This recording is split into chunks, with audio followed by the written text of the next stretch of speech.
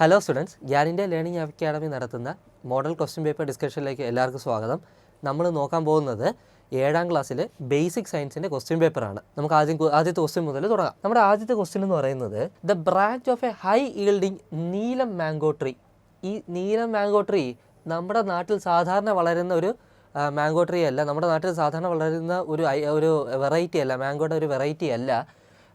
Is grafted to a Moovandan mango tree. പക്ഷേ ഈ മൂവാണ്ടൻ നമ്മുടെ നാട്ടിൽ സാധാരണ കാണുന്ന മാവാണ്. പക്ഷേ നീലം നമ്മുടെ നാട്ടിൽ സാധാരണ കാണുന്ന ഒരു മാവല്ല. അപ്പോൾ ഇവിടെ ഈ ഹൈ ഈൽഡിങ് നീലം മാംഗോ ട്രീനെ ഏതിലോട്ട് ഗ്രാഫ്റ്റ് ചെയ്തിട്ടുണ്ടെന്നാണ് പറയുന്നത്?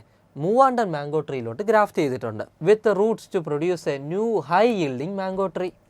അപ്പോൾ നീലം മാംഗോ ട്രീ നമ്മൾ മൂവാണ്ടൻ മാംഗോ ട്രീയിലോട്ട് ഗ്രാഫ്റ്റ് ചെയ്തപ്പോൾ നമുക്ക് പുതിയൊരു ഹൈ ഈൽഡിങ്, കൂടുതൽ വിളവ് കിട്ടുന്ന ഒരു മാംഗോ സാപ്ലിംഗ് കിട്ടി. സാപ്ലിംഗ് തൈ എന്നാണ് അർത്ഥം, കുഞ്ഞു മാവിൻ തൈ. What are the characteristics of the mango tree produce through this method? ഇത് മാംഗോ ട്രീ ആണ്.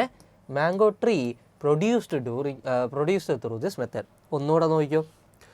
ഈ നീലം മാംഗോ ട്രീ നമ്മുടെ നാട്ടിൽ സാധാരണ കാണുന്ന മാവല്ല. എന്നാൽ മൂവാണ്ടൻ നമ്മുടെ നാട്ടിൽ സാധാരണ വളരുന്ന മാവാണ്. ഈ മൂവാണ്ടനിലോട്ട് നീലം മാംഗോ ട്രീയെ നമ്മൾ ഗ്രാഫ്റ്റ് ചെയ്തു. ഗ്രാഫ്റ്റിങ്ങിന് ശേഷം നമുക്ക് കിട്ടിയത് പുതിയൊരു ഹൈ ഈൽഡിങ് മാംഗോ സാപ്ലിംഗ് ആണ്. നല്ല ഈൽഡ് തരുന്ന, നല്ല വിളവ് തരുന്ന ഒരു മാവിൻ തൈ നമുക്ക് കിട്ടി. ഇങ്ങനെ വളരുന്ന മാവിൻ തൈയിൽ നിന്ന് കിട്ടാൻ പോകുന്ന മാങ്ങ, അവരുടെ ക്യാരക്ടറിസ്റ്റിക്സ്, അല്ലെങ്കിൽ ഈ മാവിൻ തൈയുടെ ക്യാരക്ടറിസ്റ്റിക്സ് ആണ്, അവരുടെ പ്രത്യേകതകളാണ് ചോദിച്ചിരിക്കുന്നത്. അപ്പോൾ ഇത് നിങ്ങൾ അറിയേണ്ടത് ഗ്രാഫ്റ്റിംഗ് എന്താണ് ഗ്രാഫ്റ്റിംഗ് എന്നുള്ളത്. നമ്മൾ ഒരു ഇപ്പോൾ ഇതിൻ്റെ എക്സാമ്പിൾ വെച്ച് പറഞ്ഞുതരാവേ. നീല മാംഗോ ട്രീ എന്ന് പറയുന്നത് വളരെ മധുരമുള്ള, നല്ല വലിപ്പമുള്ള, നല്ല ഓറഞ്ച് കളറുള്ള മാങ്ങയാണ് ഈ നീല മാംഗോ എന്ന് പറയുന്നത്. പക്ഷേ നമ്മുടെ നാട്ടിൽ സാധാരണ വളരെ ഇല്ല എന്നുള്ളത് മാത്രമല്ല, നമ്മളത് വളർത്തണമെങ്കിൽ നമ്മൾ അതിന് സ്പെഷ്യൽ കെയർ ആക്കി കൊടുക്കണം. നല്ല പ്രൊട്ടക്റ്റ് ചെയ്ത് വേണം വളർത്താൻ. അതിൻ്റെ തൊട്ടടുത്ത് വേറെ ചെടികളൊന്നും വളരാൻ പാടില്ല. പിന്നെ ഈ പുഴു പ്രാണികളൊന്നും തന്നെ നശിപ്പിക്കാതെ നോക്കിക്കോണം. ഇതൊക്കെ നമ്മൾ ശ്രദ്ധിക്കേണ്ട കാര്യങ്ങളാണ്. പക്ഷേ മൂവാണ്ടൻ എന്ന് പറയുന്നത് നമുക്ക് അങ്ങനെ സ്പെഷ്യൽ കെയറിൻ്റെ ആവശ്യമൊന്നുമില്ല. നമ്മുടെ നാട്ടിൽ പെട്ടെന്ന് വളരുകയും ചെയ്യും. പക്ഷേ മാങ്ങ വളരെ ചെറുതാണ് എന്നുള്ളത് മാത്രമല്ല, ഇവിടെ മാങ്ങയ്ക്ക് വലിയ ടേസ്റ്റ് കാണില്ല, ഭയങ്കര പുളിപ്പാണ്. ഇവിടെ പ്രത്യേകത തന്നെ പുളിയുള്ള മാങ്ങയായിരിക്കും. പക്ഷെ നീലം അങ്ങനെയല്ല. ഇവരെ ഗ്രാഫ്റ്റ് ചെയ്യുക എന്ന് പറഞ്ഞാൽ, നമ്മൾ ഓർമ്മയുണ്ട, നമ്മുടെ നിങ്ങളുടെ ഫസ്റ്റ് ചാപ്റ്ററിൽ പഠിച്ചിട്ടുണ്ട്. ഗ്രാഫ്റ്റിംഗ് എന്ന് പറഞ്ഞാൽ നമ്മൾ ഒരു ഹൈ ഈൽഡിങ് വെറൈറ്റിയുള്ള, നമുക്കിഷ്ടമുള്ള ഒരു വെറൈറ്റിയുടെ സ്റ്റെമ്മ് കട്ട് ചെയ്ത് റൂട്ടുള്ള നമ്മുടെ മൂവാണ്ടനെ പോലുള്ള നമ്മുടെ നാട്ടിൽ കാണുന്ന പ്ലാന്റിൻ്റെ സ്റ്റെമ്മിലോട്ട് ഇൻസേർട്ട് ചെയ്യും. എങ്ങനെ? ഹൈ ഈൽഡിങ് വെറൈറ്റി ഉള്ള സ്റ്റെമ്മിനെ നമ്മൾ എന്ത് ചെയ്യും? നമ്മുടെ നാട്ടിൽ കിട്ടുന്ന ട്രീൻ്റെ സ്റ്റെമ്മ് കട്ട് ചെയ്ത് ഇതിനകത്തോട്ട് ഇൻസേർട്ട് ചെയ്യും. ഈ പ്രോസസ്സിനാണ് നമ്മൾ ഗ്രാഫ്റ്റിംഗ് എന്ന് പറയുന്നത്. അപ്പോൾ സ്റ്റെമ്മ് കട്ട് ചെയ്ത് നമ്മൾ ജോയിൻ ചെയ്ത് ഇങ്ങനെ ഒരു സാപ്ലിങ്ങിനെ ഉണ്ടാക്കുന്ന പ്രോസസ്സാണ് നമ്മൾ ഗ്രാഫ്റ്റിംഗ് എന്ന് പറയുന്നത്. ഒന്നുകൂടെ പറഞ്ഞുതരാം. ഗ്രാഫ്റ്റിംഗ് എന്ന് പറയുന്നത് നമ്മുടെ നാട്ടിൽ കിട്ടുന്ന ഇപ്പോൾ മൂവാണ്ടൻ്റെ സ്റ്റെമ്മ്, അതിന് റൂട്ട്സും ഉണ്ട്. ഈ സ്റ്റെമ്മിനെ നമ്മൾ നടുക്കുന്ന് കട്ട് ചെയ്തിട്ട് നമ്മൾ നീല മാംഗോ ട്രീയുടെ ചെറിയൊരു സ്റ്റെമ്മ് കട്ട് ചെയ്യും. ഈ സ്റ്റെമ്മിനെ നമ്മൾ ഇതിനകത്തോട്ട് ഇൻസേർട്ട് ചെയ്യും. നമ്മൾ എങ്ങനെ ഇൻസേർട്ട് ചെയ്യുമെന്ന് അറിയാമോ? ഈ നീലത്തിൻ്റെ സ്റ്റെമ്മിനെ നമ്മൾ ഇങ്ങനെ കട്ട് ചെയ്യും, എന്നിട്ട് മറ്റതിനകത്ത് ഇൻസേർട്ട് ചെയ്യും. ഇതാരുടെ സ്റ്റെമ്മാണ്? നമ്മുടെ മൂവാണ്ടൻ്റെ. ഇതാരുടെ സ്റ്റെമ്മാണ്? നമ്മുടെ നീലത്തിന്. എന്നിട്ട് നമ്മളിതിനെ ടേപ്പ് വെച്ച് ചുറ്റും. ഇതിനാണ് ഗ്രാഫ്റ്റിംഗ് എന്ന് പറയുന്നത്. ഇങ്ങനെ ഗ്രാഫ്റ്റിംഗ് വഴി കിട്ടിയ ഒരു പുതിയ ഹൈ ഈൽഡിങ് സാപ്ലിംഗ് നമ്മുടെ കയ്യിൽ ഇരിപ്പുണ്ട്. അതിൻ്റെ ക്യാരക്ടറിസ്റ്റിക്സ് ആണ് ചോദ്യം. ഒന്നുമില്ല, നീലത്തെ പോലെ നല്ല മാങ്ങ കിട്ടും. അതൊന്നാമത്തെ characteristics. High yielding mango like Neelam. ആ മാംഗോയുടെ പ്രത്യേകം എന്തായിരിക്കും? വലിപ്പം കൂടുതലായിരിക്കും, മധുരം ഉണ്ടായിരിക്കും, നല്ല കളറായിരിക്കും. രണ്ടാമത്തത്, മൂവാണ്ടനെ പോലെ സ്പെഷ്യൽ കെയറിൻ്റെ ആവശ്യമില്ല. ആ മാവ് നമ്മൾ പ്രൊട്ടക്റ്റ് ചെയ്ത് വളർത്തേണ്ട കാര്യമൊന്നുമില്ല, വെറുതെ വളർന്നോളും. അപ്പോൾ ഇവിടെയുള്ള 2 പോയിന്റുകളെന്ന് പറയുന്നത്, ഒന്നാമത്തത് നീലം വെറൈറ്റി മാംഗോസ് പ്രൊഡ്യൂസ് ചെയ്യും. രണ്ടാമത്തതെന്ന് പറഞ്ഞാൽ സ്പെഷ്യൽ കെയറിൻ്റെ ആവശ്യമില്ല. നമ്മൾ സ്പെഷ്യലായിട്ട് അതിനെ കെയർ ചെയ്യേണ്ട കാര്യമൊന്നുമില്ല, മൂവാണ്ടനെ പോലെ വളർന്നോളും. ഇതാണ് 2 പോയിന്റുകളെന്ന് പറയുന്നത്. മനസ്സിലായോ? ഈ 2 പോയിന്റ് ഇതിനെഴുതുക. രണ്ടാമത്തെ ബി പാർട്ട് നോക്ക്. A farmer did not get better yield even though the planted sapling produced by hybridisation process വഴി പ്രൊഡ്യൂസ് ചെയ്തിട്ടുള്ള പ്ലാന്റഡ് സാപ്ലിംഗ് പോലും, പ്ലാന്റിൻ്റെ തൈ പോലും ഒരു ഫാർമറിന് നട്ടിട്ട് ഈൽഡ് ഒന്നും കിട്ടുന്നില്ല. Write 3 suggestions for getting better yield എന്ന് പറഞ്ഞാൽ ഹൈബ്രിഡൈസേഷൻ പ്രോസസ്സ് വഴി പ്രൊഡ്യൂസ് ചെയ്തിട്ടുള്ള സീഡ് ആ സീഡ് നമ്മൾ വിതച്ച് നമുക്കതിൽ നിന്ന് കിട്ടിയ സാപ്ലിങ്ങിൽ നിന്ന് ഹൈ ഈൽഡ് ഒന്നും കിട്ടുന്നില്ല. അങ്ങനെ അല്ലെങ്കിൽ നല്ല ഹൈ ഈൽഡ് കിട്ടാൻ നമ്മൾ 3 കാര്യങ്ങൾ സജസ്റ്റ് ചെയ്യാമോ എന്നാണ് ചോദ്യം. അപ്പോൾ ഒരു ഫാർമർ ഹൈബ്രിഡൈസേഷൻ വഴി പ്രൊഡ്യൂസ് ചെയ്തിട്ടുള്ള സാപ്ലിങ് പ്ലാന്റ് ചെയ്തിട്ട് ഈൽഡ് ഒന്നും കിട്ടുന്നില്ല, അതിന് 3 കാര്യങ്ങൾ സജസ്റ്റ് ചെയ്യാമോ, ഈൽഡ് കിട്ടാൻ 3 കാര്യങ്ങൾ സജസ്റ്റ് ചെയ്യാമോ എന്നാണ് ചോദ്യം. ആദ്യത്തെ സജഷൻ നമുക്ക് എന്ത് പറയാം, എന്തുകൊണ്ടായിരിക്കും പ്ലാന്റ് ഹൈബ്രിഡൈസ്ഡ് പ്ലാന്റ് ആയിട്ട് പോലും എന്തുകൊണ്ടായിരിക്കും നമുക്ക് ഈൽഡ് കുറവായിരിക്കുന്നത്? അതിൻ്റെ ഒന്നാമത്തെ റീസൺ ഫെർട്ടിലൈസറാണ്.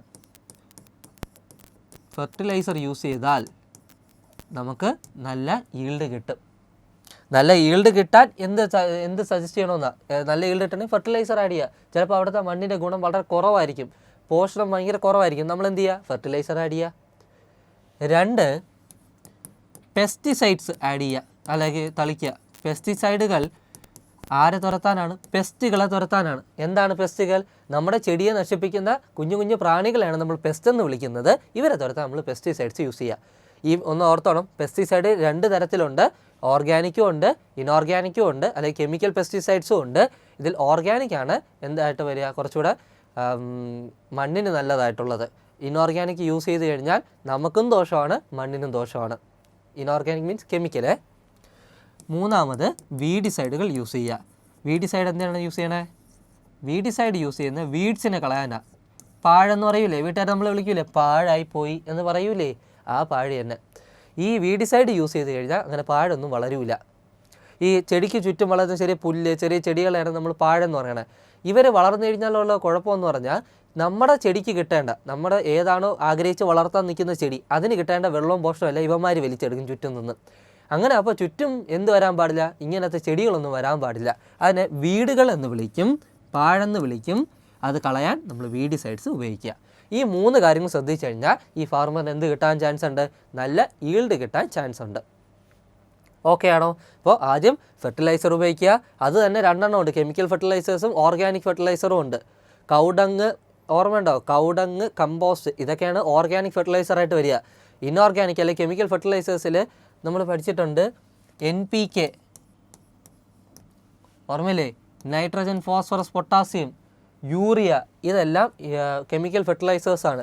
പിന്നെ പെസ്റ്റിസൈഡുകൾ യൂസ് ചെയ്യുക, പിന്നെ വീഡിസൈഡുകൾ യൂസ് ചെയ്യുക. ഇത് 3 ചെയ്യുമ്പോൾ ആ ഫാർമറിന് നല്ല ഈൽഡ് കിട്ടാനുള്ള ചാൻസ് ഉണ്ട്. അടുത്തതിൻ്റെ C പാർട്ട് നോക്കിയേ. Which method should be adopted to produce a new variety of pea plant with the properties of both the pea plant shown in the figure? ഈ ഫിഗർ ഒന്ന് ശ്രദ്ധിച്ചു നോക്കിയോ. ഇതൊരു പീ പ്ലാന്റ്, ഇത് അടുത്ത പീ പ്ലാന്റ്. നിങ്ങൾക്ക് നോക്കിക്കഴിഞ്ഞാൽ ഈ പീ പ്ലാന്റിൻ്റെ പീൻ്റെ നീളം കൂടുതലാണ്, പയറൊക്കെ നല്ല വലിപ്പത്തിലാണ് കിടക്കുന്നത്. ഇവിടുത്തെ പയറോ വലിപ്പം തീരെ കുറവാണ്. ഇപ്പോൾ ഇവൻ്റെ വലിപ്പം ഏകദേശം ഇത്ര ഉണ്ടെങ്കിൽ ഇവൻ ഇത്ര വലിപ്പമേ ഉള്ളൂ. അപ്പോൾ നമ്മൾ ഏതായിരിക്കും പ്രിഫർ ചെയ്യുന്നത്? കുറച്ചുകൂടെ നീളമുള്ളതല്ലേ, നമുക്ക് ഹൈ ഈൽഡിങ് അല്ലേ വേണ്ടത്. ഇവിടെ ചോദിച്ചിരിക്കുന്നത് ഏത് മെത്തേഡ് ഉപയോഗിച്ച് കഴിഞ്ഞാൽ നമുക്ക് ഇവരെ 2 പേരുടെ പ്രോപ്പർട്ടീസും നമുക്ക് കമ്പൈൻ ചെയ്യാൻ പറ്റുമെന്നാണ് ചോദിച്ചിരിക്കുന്നത്. കണ്ടോ, properties of both the pea plant, നമുക്ക് 2 പേരുടെ പ്രോപ്പർട്ടീസ് കമ്പൈൻ ചെയ്യണം. അതിൻ്റെ റീസൺ, ഇവൻ നമ്മുടെ നാട്ടിൽ അങ്ങനെ വളരാറില്ല. ഇവൻ നമ്മുടെ നാട്ടിൽ എപ്പോഴും കാണുന്ന സാധനം. നമ്മൾ എങ്ങനെ വിതച്ചാലും പെട്ടെന്ന് വളരുന്നത് B എന്ന് പറയുന്ന പ്ലാന്റാണ്. A എന്ന് പറയുന്നവൻ അങ്ങനെ പെട്ടെന്ന് വളരാറില്ല. പക്ഷേ A ആണ് കുറച്ചുകൂടെ നല്ല ഈൽഡ് തരിക, Bക്ക് അത്രയും ഈൽഡ് ഇല്ല. അപ്പോൾ ഇവരുടെ 2 പേരും നമുക്കൊന്ന് കമ്പൈൻ ചെയ്യണം. നമ്മുടെ നാട്ടിൽ നട്ട് കഴിഞ്ഞാൽ നന്നായിട്ട് വളരുകയും ചെയ്യണം, നല്ല ഹൈ ഈൽഡും കിട്ടണം. അപ്പോൾ എന്ത് ചെയ്യണം? ഇവർ 2 പേരെയും കമ്പൈൻ ചെയ്യണം. ഇതിൽ ഏത് മെത്തേഡ് ഉപയോഗിച്ച് കഴിഞ്ഞാൽ നമുക്ക് ഇവർ 2 പേരുടെയും കമ്പൈൻഡ് ഫോം കിട്ടും എന്നാണ് ചോദ്യം. ബഡ്ഡിങ് പറ്റുമോ? ബഡ്ഡിങ്ങിൽ നമ്മൾ ഒരിക്കലും കമ്പൈലേഷൻ അവിടെ നടക്കാറില്ല. ഹൈ ഈൽഡിങ് വെറൈറ്റിയിൽ നിന്നും നമ്മളൊരു ബഡ് എടുത്ത് നമ്മുടെ ഇവിടെ കാണുന്ന പി വെറൈറ്റിയിലോട്ട് നമ്മൾ എന്ത് ചെയ്യും? ഇൻസേർട്ട് ചെയ്യും. അങ്ങനെ ഇൻസേർട്ട് ചെയ്യുന്നതിൽ ഇവരുടെ 2 പേരുടെ സ്വഭാവം കിട്ടാറില്ല, മെയിൻലി ഇവൻ്റെ സ്വഭാവം മാത്രമേ കിട്ടാറുള്ളൂ. ഇതിൻ്റെ ഉത്തരം ക്രോസ് പോളിനേഷനാണ്. Self pollination. എന്തായിരുന്നു സെൽഫ് പോളിനേഷൻ? സെൽഫ് പോളിനേഷൻ എന്ന് പറഞ്ഞാൽ ഇപ്പോൾ ഈ പീ പ്ലാന്റ്, ഇതിലെ പൂവ്, ഇതിൽ തന്നെ ഈ പൂമ്പൊടി വന്ന് വീഴുകയാണെങ്കിൽ, ഇതിലേതെങ്കിലും ഒരിടത്ത് നിൽക്കുന്ന പൂവിൽ ഇവിടെ നിന്ന് എവിടെ നിന്നെങ്കിലും ഉള്ള ഒരു പൂമ്പൊടി വന്ന് വീഴുകയാണ്, അതാണ് സെൽഫ് പോളിനേഷൻ. ഒരേ പ്ലാന്റിലെ പൂവിൽ നിന്ന് എന്ത് സംഭവിക്കുന്നു? സെൽഫ് പോളിനേഷൻ സംഭവിക്കുന്നു. അങ്ങനെ നടന്നു കഴിഞ്ഞാൽ ഇവൻ്റെ പ്രോപ്പർട്ടി ഇവന് കിട്ടുമോ? ഒരിക്കലുമില്ല. സെൽഫ് പോളിനേഷൻ നടന്നു കഴിഞ്ഞാൽ ഈ ചെടിയിലാണ് സെൽഫ് പോളിനേഷൻ നടക്കുന്നതെങ്കിൽ ഇവൻ്റെ പ്രോപ്പർട്ടീസ് മാത്രമേ ആ പുതിയൊരു പീക്ക് കിട്ടൂ. ഇവൻ്റെ അത് കിട്ടൂല. അപ്പോൾ സെൽഫ് പോളിനേഷൻ എന്തായാലും അല്ല, തെറ്റാ. ആർട്ടിഫിഷ്യൽ പോളിനേഷനും അല്ല. ഉത്തരം ക്രോസ് പോളിനേഷനാണ്. ഇവിടെ നിന്ന് പൂമ്പൊടി എടുത്ത് നമ്മൾ ഇവിടെ ഇട്ടാൽ മതി. എന്ത് പറ്റും? ഇവരുടെ രണ്ടുപേരും കമ്പൈൻഡ് ഫോം ആയിട്ടുള്ള പീ നമുക്ക് കിട്ടും. അത് വിതച്ച് കഴിഞ്ഞാൽ നമുക്ക് ഇവരുടെ രണ്ടുപേരുടെയും പ്രോപ്പർട്ടീസ് കിട്ടുന്ന ഒരു പുതിയ പീ പ്ലാന്റ് കിട്ടും. ഓക്കെ, അപ്പോൾ രണ്ട് പ്ലാന്റിൻ്റെ പ്രോപ്പർട്ടീസ് കമ്പൈൻ ചെയ്യണമെങ്കിൽ ഏറ്റവും നല്ലത് ക്രോസ് പോളിനേഷനാണ്. ഓക്കെ, ഈ രണ്ടാമത്തെ ക്വസ്റ്റ്യൻ നോക്ക്. ഒരു ആൺകുട്ടി ഒരു പെൺകുട്ടി പറയുന്നു, tamarind is kept in a copper vessel in my home. എൻ്റെ വീട്ടിൽ പുളി, ടാമറൻഡ് എന്ന് പറയുന്ന പുളി ഒരു കോപ്പർ വെസലിലാണ് വെച്ചിരിക്കുന്നത്, ചെമ്പിൻ്റെ ഒരു പാത്രത്തിലാണ് സ്റ്റോർ ചെയ്തിരിക്കുന്നതെന്ന്. അപ്പോൾ ഈ പയ്യൻ പറയുന്നു, എൻ്റെ വീട്ടിൽ tamarind is kept in an earthen pot. എൻ്റെ വീട്ടിൽ ടാമറൻഡ് അല്ലെങ്കിൽ പുളി സൂക്ഷിച്ചിരിക്കുന്നത് ഒരു എർത്താൻ പോട്ടിലാണ്. എർത്താൻ പോട്ട് അല്ലെങ്കിൽ ഈഥാൻ പോട്ടെന്ന് പറയുന്നത് 6 സൈലൻ്റ് ആണ്. എർത്താൻ പോട്ടെന്ന് പറയുന്നത് മൺകുടമാണ്. ഈ മൺകുടത്തിലാണ് എന്ത് സൂക്ഷിച്ചിരിക്കുന്നത്? പുളി സൂക്ഷിച്ചിരിക്കുന്നതെന്നാണ് ചോദ്യം. Whose opinion do you agree with? Why? ആരുടെ ഒപ്പീനിയനുമായിട്ടാണ് നിങ്ങൾ എഗ്രി ചെയ്യുക? എന്തുകൊണ്ടെന്നാണ്.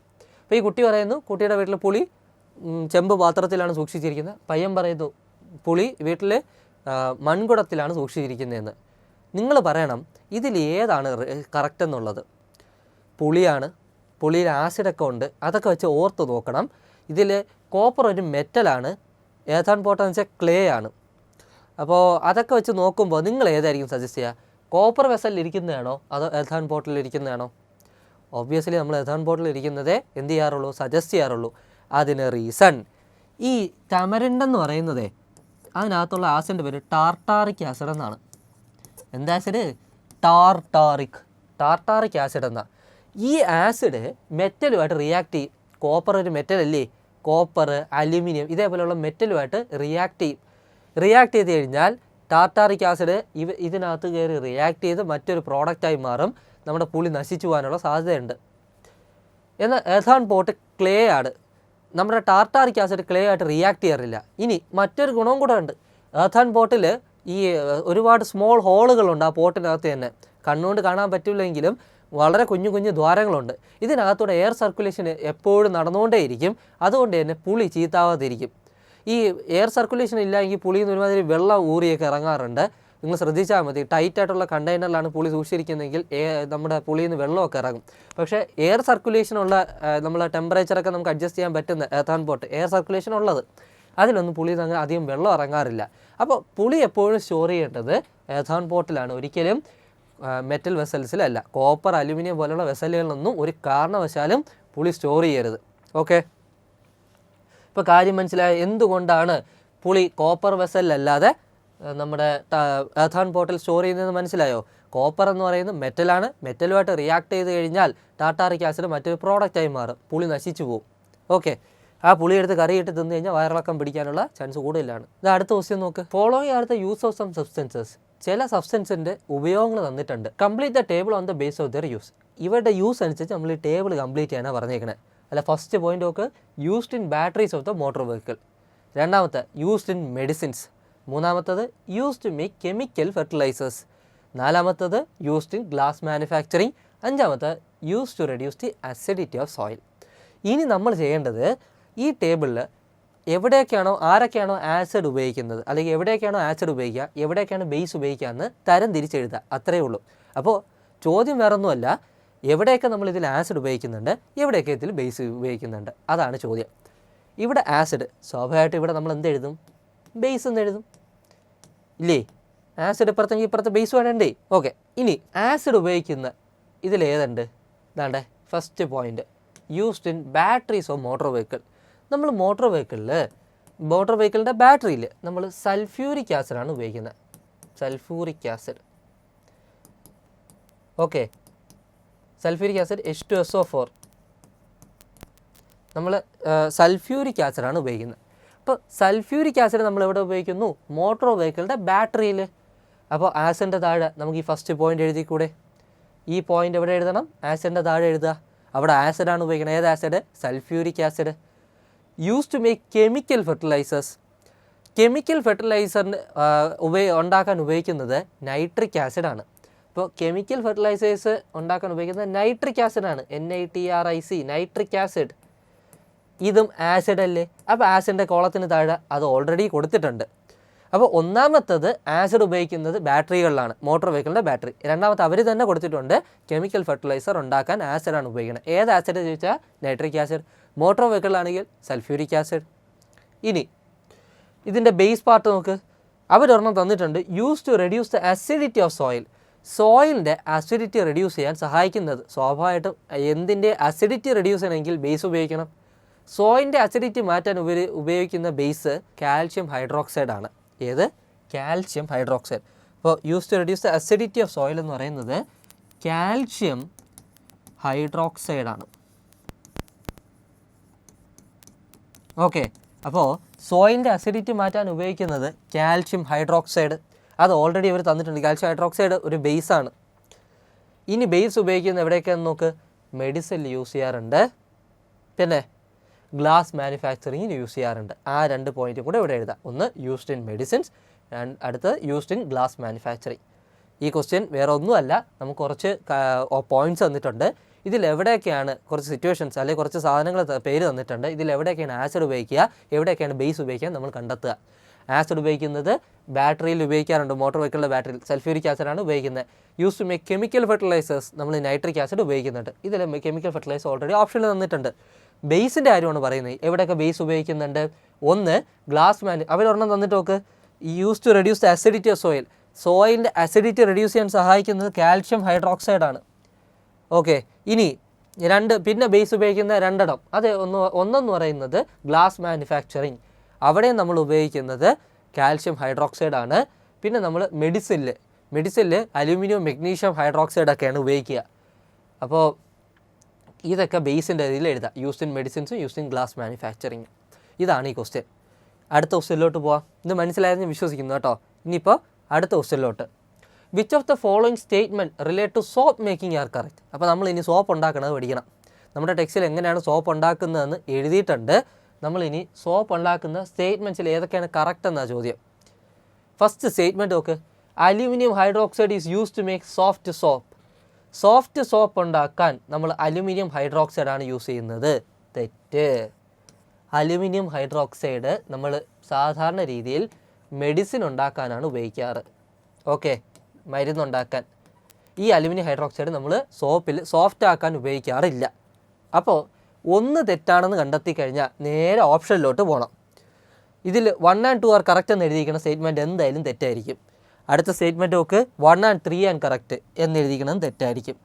മൂന്നാമത്തെ സ്റ്റേറ്റ്മെൻറ്റ് 4ാമത്തെ സ്റ്റേറ്റ്മെൻറ്റ് നിങ്ങൾ നോക്കിക്കഴിഞ്ഞാൽ 1 എന്ന് പറയുന്ന ഓപ്ഷൻ ഇല്ല. അതുകൊണ്ട് ആദ്യത്തെ 2 നമുക്ക് ക്യാൻസൽ ചെയ്യാം. അപ്പോൾ ഉത്തരം ഒന്നില്ലെങ്കിൽ 3 ആയിരിക്കാം, അല്ലെങ്കിൽ 4ാമത്തെ ഓപ്ഷൻ ആയിരിക്കാം. ഇനി അത് വേണം കണ്ടുപിടിക്കാൻ. ഇതിനെ നമ്മൾ ക്യാൻസലേഷൻ എന്നൊക്കെ പറയും. ഈ ടെക്നിക്കിനെ നമ്മൾ കുറച്ച് എന്താ പറയുക, ക്യാൻസലേഷൻ മെത്തേഡ് എന്നൊക്കെ പറയും. ഇനി 2ാമത്തെ point, calcium hydroxide is use to make soap. അത് ശരിയാണോ?